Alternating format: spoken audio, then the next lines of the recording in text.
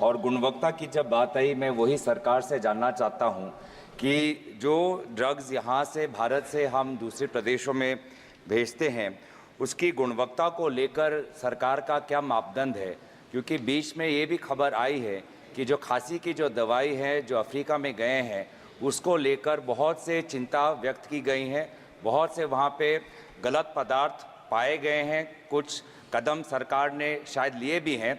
तो गुणवत्ता को लेकर ऐसी खबर जो आई है खांसी के दवाई को लेकर, सरकार इस पे क्या कर रही है, मैं मंत्री महोदय से जानना चाहूँगा।